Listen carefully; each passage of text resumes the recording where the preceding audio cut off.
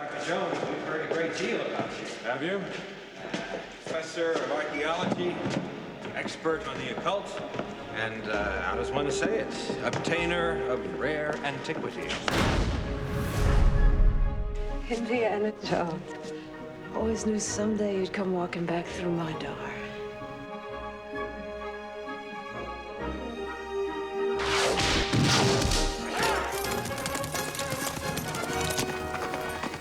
When I was done with Indiana Jones and the Last Crusade, there was a reason that I invented the shot of Harrison riding a horse into the sunset, because I thought that brought the curtain down on the trilogy, and then we were all going to move on and mature into other aspects of filmmaking, and I never thought I would ever see Indiana Jones again, which, by the way, in a sweet, nostalgic way, was fine with me at the time. But there were some people it wasn't fine with. And I think it started with the fans. But I just remember people asking me, when are you making the next Indiana Jones? And that was a question that was not only asked of me, but it was asked of Harrison. And I know it was asked of George Lucas. All of us have been asked that question. Harrison was the person that took it seriously. And he finally called me and said, why don't we make one of these pictures? There's a fan base out there that wants it. And I have to give the credit to Harrison for starting the ball rolling, and then for George in working on me to get me to consider the possibility of more stories, or at least one more story.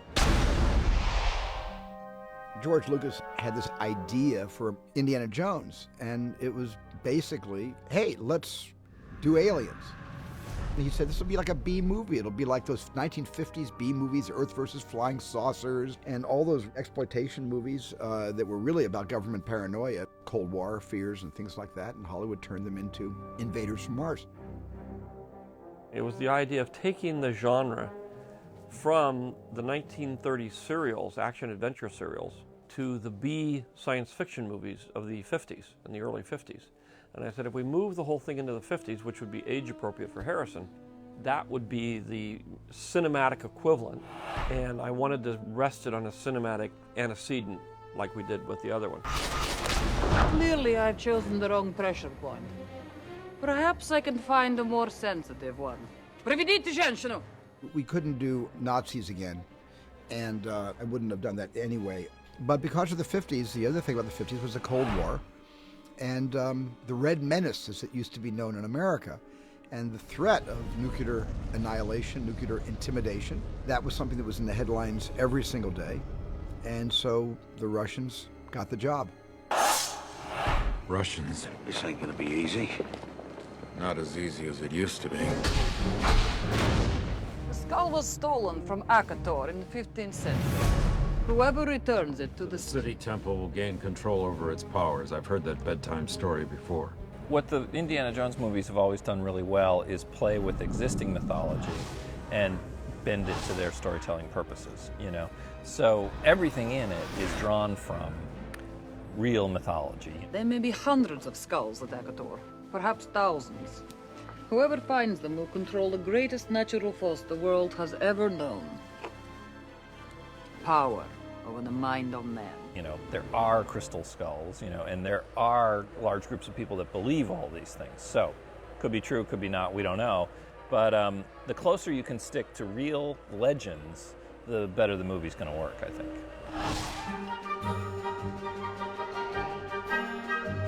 I hadn't worn the Indiana Jones costume for 18 years. And early in our production process, the costume was sent to my house for me to try on, to see where we would have to change sizes. And I put it on, and it fit like a glove. I felt really comfortable and ready to go. The hat is great, the whip is great. Harrison looks great in the hat with the jacket, holding the whip. You could take a still from each of the 4 movies of him in the hat and the coat, a full shot, and I don't think he'd be able to figure out which one was which, because he looks just like he did in all the other movies. Isn't that great? Something like this is what we need to release first. Okay. When we start releasing what Harrison looks like in the costume. The whip came back pretty easily too. I wasn't surprised because it's a relatively uncommon skill, and I was able to bring it back in a couple of weeks of pretty diligent application. We did a costume and makeup test on Harrison, and I had to kind of walk out of the light a few feet just to take a few deep breaths before going back to work. Because seeing him looking that good, it was kind of like, what happened to the last 19 years? How the heck did they go by that fast? My God. And that was scary, but it was also beautiful. And it was something we all shared together. I think that's the interesting thing about this series is that because so many of us work together, Frank, who I'm now married to because we met on the first Raiders.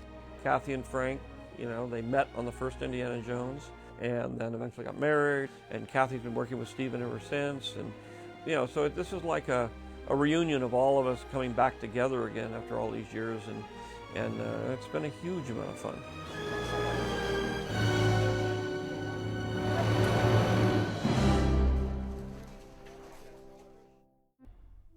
Steven really wanted this movie to be a surprise for the audience when they got to the movie theater. So it had to be kind of a secret. We had to do everything very carefully so the surprises didn't get out. So we had to name it another name, and Steven chose the name Genre. So we went around the whole time being called Genre, not Indiana Jones and the Kingdom of the Crystal Skull.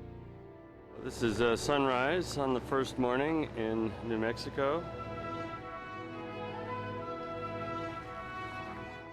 And here we go, caravanning our way to start shooting Indiana Jones 4. So here we are again, 18 years later. How time flies. No one's changed. We all look the same. But anyway, I'm really happy to be back on Indiana Jones. And, oh, I can't say the title, okay. I just want to say, you know, break a leg, have a good shoot, do your best work, and here's looking at you kids. Once the production began, it was like I had just finished the last film 3 years ago, and we were typically on to the fourth adventure. It just like no time had passed at all. What happens is, or he can be taken, dragged a bit, he can be taken out of here like this, and then he's thrown down so he's near the hat. Right. Well, you know, when our story begins, we find Indiana Jones in the trunk of a car.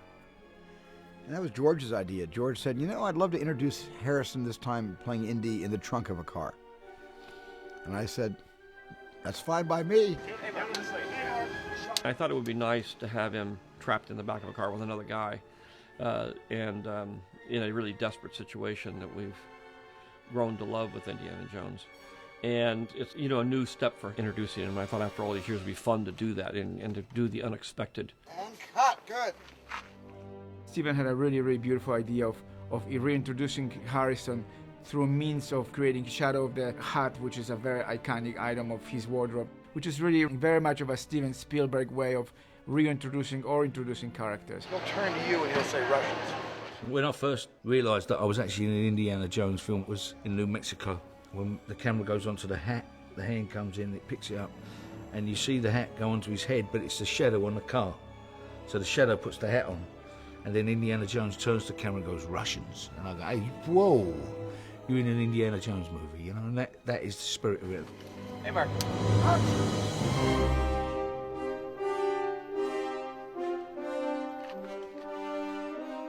We needed to get a really good villain, and we made the choice to go with a woman. And then once we did that, then it was a matter who would be the very best person to create a really strong villainous character. When Kate read the script, she immediately knew what Spalko should look like, and so that was the character. I had a look at yearbooks of people's high school photos in the 50s, and I found a couple of pictures, one of a Russian girl and one of an American girl with an incredibly short fringe, and I just thought that really emphasised the eyes, so that's in the end what we went with. I'd never actually met Harrison before the first day of shooting, and so it seemed perfectly right that the first time I should meet him, he would be in costume. Director friends of mine who have worked with her said, don't be surprised if she disappears into this character, and they were absolutely right. The minute I would say action, bang, she was Irina. We will do this old-fashioned way. You will tell us. You will help us find what we seek. Готово, товарищ полковник. Давай! And cut. Next shot. Thank you.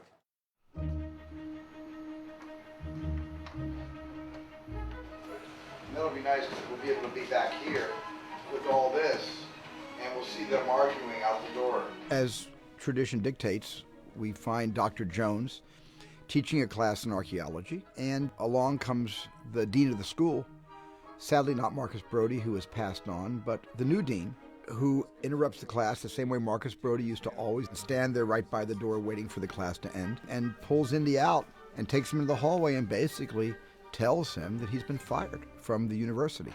What? Cut! Print! Beautiful! We got it. We're shooting here at Yale University. It's kind of special to me because 25 years ago or so we decided to call the college that Indiana Jones teaches at Marshall College. We're not real sure why it's called Marshall College. Actually, I am the dean of Marshall College, and I'm still developing sort of a history and a tradition and all the things that go along with having a wonderful university. If you want to enroll, just let me know. I can probably pull some strings and get you in. It was the first time I had come to set. You know, you're hearing all, what's it going to be like when you step in front of the indie cameras? And I think it did something for me where me and the stunties really got close. We bonded on that trip when we were out of town, all the stunt guys and girls. And then the month and a half of training that we had before we went into the actual execution, all the stuff we'd been preparing for. And so it's just our boys in the front, right? Our boys in the front. We started off on a smaller bike, Rashad, and we just done a couple of days on this smaller bike. Yes, he's fine. And then we put him on the Harley Davidson, which is 600 pound. It's a very heavy bike, so even if you get off balance, genuinely you're going to the floor because it is just so heavy. So we had like 6 weeks where we was like with him every day, and it was just basically putting him through the paces of each scene that we knew was coming up on the bike chase to get him to do as much as possible.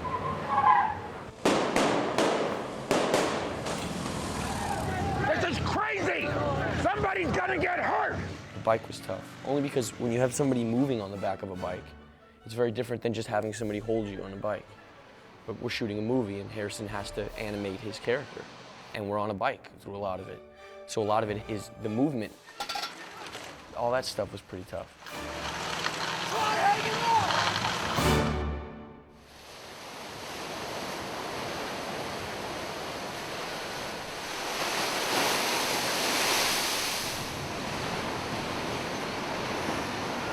We shot in Hawaii, on the North Shore of the Big Island, doubling for the jungles of Peru.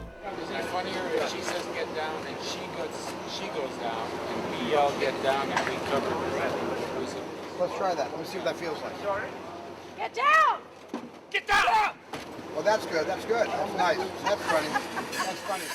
I had heard rumors that this film was in the works for years and years and years. So somewhere in the back of my mind, I thought, wouldn't it be great if they were going to do a fourth one? And wouldn't it be fantastic if they brought my character back into it? But I can't say that I really, believed that that was going to happen. So I'm just, actually I was at my studio one day and the telephone rings and I pick it up and I hear somebody on the phone going, "I've got Steven Spielberg on the line for you." And he said, "I guess you know why I'm calling." And I said, "No, I don't." And he said, "What, haven't you been watching television? Haven't you been reading the papers?" And I said, "No." And he said, "We've just announced we're making the next one, and your character, you're going to be in it. We really want you to be in it." And I had sort of imagined maybe it would be a wonderful little cameo or something, but he told me how, what a major role he wanted my character and me to play in the film. And when I read the script, honestly, I was just like very, very moved by it, by, what they had done with the character and the wonderful kind of repartee between them as they sort of mend fences and sort of realize that they still love each other. And yeah, I just thought it was beautiful. Honey, you gotta stop. We're gonna go off the cliff. That's the idea. Bad idea. Give me the wheel. Trust me. Enoch.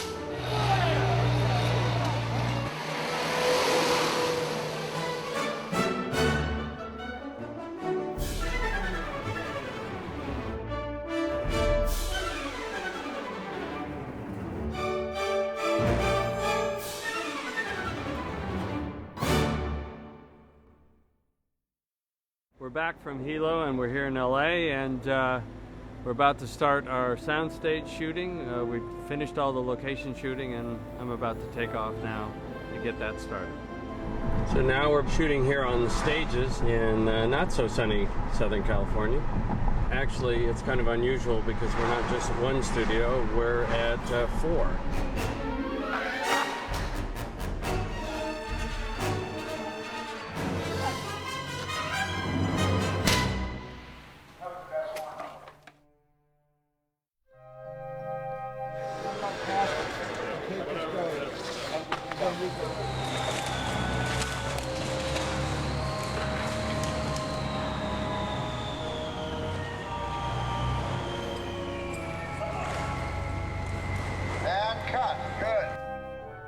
We've got about 3,000 boxes here, but that doesn't include the boxes that we have, which are boxes grouped together. So actually built and designed as one huge group of boxes mounted on wheels, which means that we can move sets and set up different scenes for Stephen very quickly. And this is a huge moment. Really what's happening behind me here is this wall of boxes, which is just a couple of layers thick, is going to be smashed away as a vehicle reveals itself. Of course, Indy's driving the vehicle. He's created absolute havoc in this space by this point in the chase. And so we're really prepping this for that stunt. So once we had the vehicle where it would do what we wanted it to do, we set up breakaway crates and we put some large air cannons behind it. Most of the air cannons we use are in a 30-40 gallon range. And what we did is we had two 500-gallon air cannons that are really large. So as the vehicle hit the crates, we pushed the button on both air cannons and released all the compressed air, which blew the crates apart, blew the set dressing in the air, and the Jeep comes through and Harrison's sitting there, then Harrison drives off.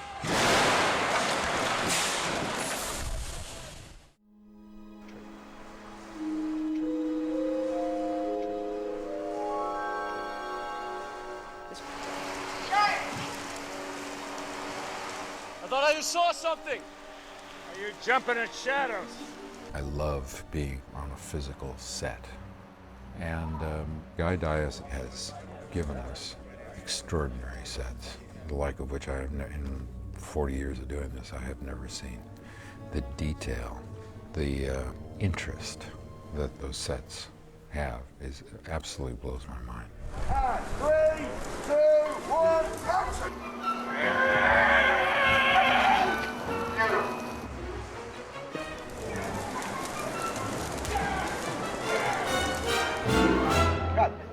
That's great. Play that one back, please. Stephen knows exactly what he wants, and he and Harrison know this genre like the backs of their hands. So, you know, he really does have a nose for when things are going too far, or also when you're not pushing it far enough. That maker only sketched in a few lines.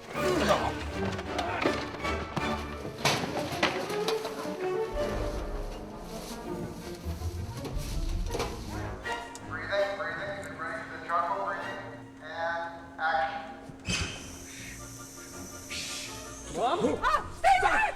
Stay back! Harrison and I have both fallen into quicksand, and Shia's character, Mutt, goes off in search of something to try to pull us out of the quicksand. Stay there. I'll go get something to pull you out, all right? And of course, being that we're in the jungle, the only thing that he can come up with, I guess there were no vines available. The only thing he can come up with is a 13-foot snake. And this is the snake. This is a Papuan olive python, and this is the first time she's been on camera. I've had her about 5 years. She's 13 feet long, and it just keeps on coming. What's he doing in that jar? This is the way it travels in. It's a snake. It's not a rabbit. It's Come not on. a jump. Oh, hell no. Please come out. I'm not a big snake fan at all. I'm a dog person, you know. I don't mess with the rest of them. And he's making some hissy noises. That's See, just what's him. that about? Just breathing. All right. Supporting there. He's a really sweet snake, actually. He was really a friendly snake. I mean, I don't know much about snakes, but the snake trainer told me he was very friendly. He likes you a lot. All right. Yeah. Well, this is getting tighter up here on the arm here. I'm about done with this. Yeah. She's very good-natured. Like most pythons, she's got a lot of teeth, and she kills by constriction. And she's a fantastic tree climber. And she's also cannibalistic. She eats other snakes. So you keep all your pet snakes away from this one. Popping them in there. All right, okay? Yeah. Keep doing this. That's acting. And then I certainly have a respect for and an aversion for poisonous snakes, but, you know, I've never been afraid of snakes. Grab the snake! Stop calling it that! What do you want me to call it? It's a snake! Say rope! What?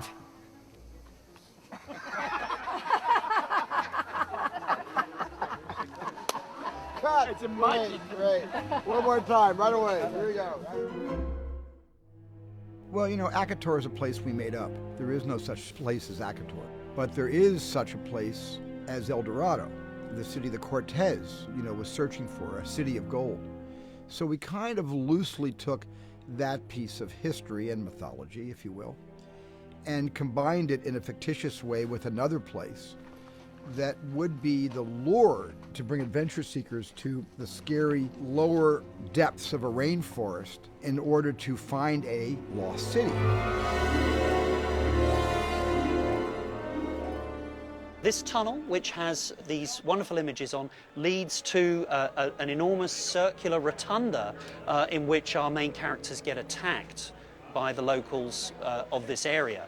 And they basically break out of the columns that surround the space and attack our characters as they make their way through the tunnels. But those panels themselves have all been made as very fragile breakaways, so we have to carry those things around very carefully because there's approximately 14 hours worth of work that's gone into each one of these panels, and one false move and they could break.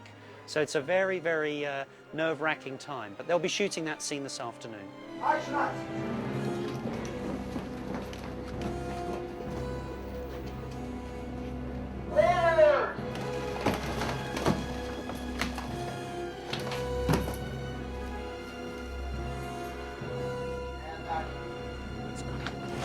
Go, go, go, run!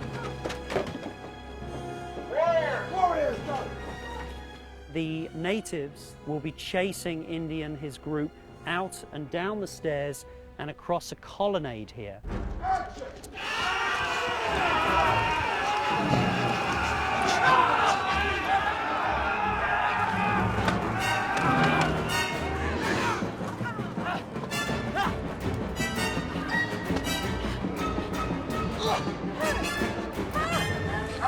Once that's been completed, we'll remove that series of entrances from the top of this set, and it will begin a redress and become the top of the temple with the spiral staircase. At that point, the actors now will run in reverse through the colonnade and up the stairs. So it's kind of a bit of a jigsaw puzzle in terms of the scheduling, but we've made this enormous structure work for us in many different ways. And then as you can see, there's an enormous hole in the middle of the set here. You can probably make out these 4 doors. They're all going to be closed in on a sort of an obelisk structure, which will probably stretch a further 35 feet in the air from here, making this certainly one of the tallest sets I've ever worked on. And cut, good. The other day we shot a door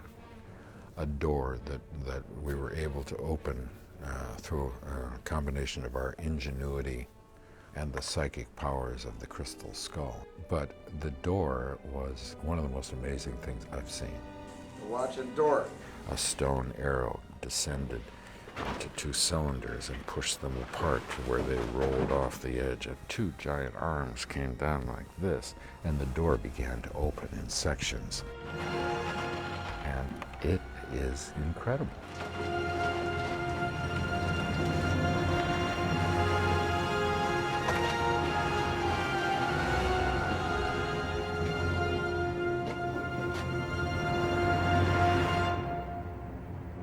One, two, three. I've never been a fan of Little Green Men, but this is an intriguing new proposition about an extraterrestrial visit to an ancient culture. No more forever waiting. Well, this set has taken an extremely long time simply because of the remarkable level of detail that the sculptors have given us. The little tiles, sort of hieroglyphs, each one of those actually symbolized a piece of a story. And I believe there are about 4,000 of those tiles in this set. And one of the sort of tongue-in-cheek things that we did was we actually made a couple of tiles, one of E.T. and the other of R2-D2 and C-3PO, really as part of a tradition in these Indiana Jones films. I think Norman Reynolds and his team had put in Raiders of the Lost Ark some little images of R2-D2 and C-3PO in the famous snake pit that everybody loves, that famous scene. So I kind of felt I had to do something similar, just to keep that tradition going, you know?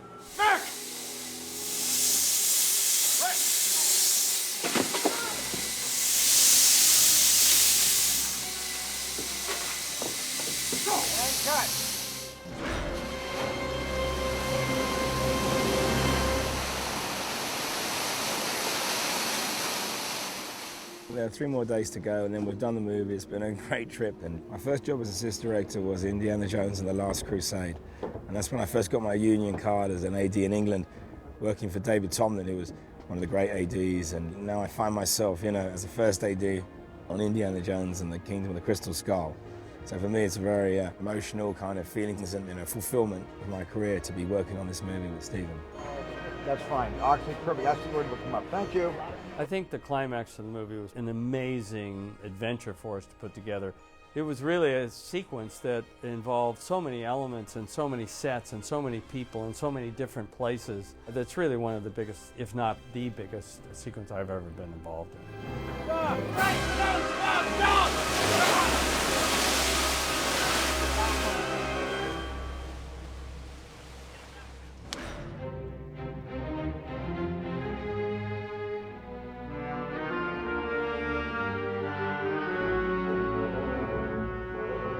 I'm certain that we kiss at one point in the story, in scenes that we have not yet shot.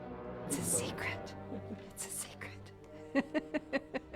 Really? There's a big surprise at the end of the movie? Oh, that'll be exciting. Congratulations. You may kiss your bride. The wedding is in spring. The beginning of the movie, we're in fall colors, we're in fall garments. And the wedding is in spring, so it's much lighter palette. And Marion wears a really great wedding suit that we built for her, and she looks fantastic in it.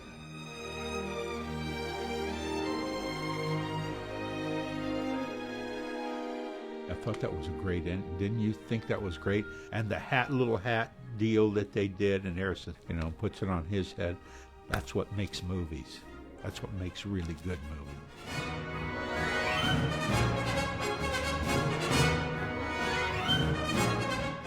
The last day for a lot of the actors and a lot of the crew, and so we had our traditional last day toast right there on the set.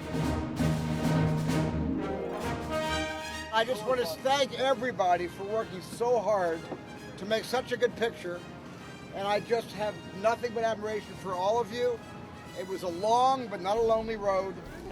You're a great crew. Everybody did an amazing job, and this is your movie, not just mine, not just Harrison's or Karen's or Jaya's or Jim's or John's or any. This is your movie too. You brought back the 4th Indiana Jones. Thank you for that.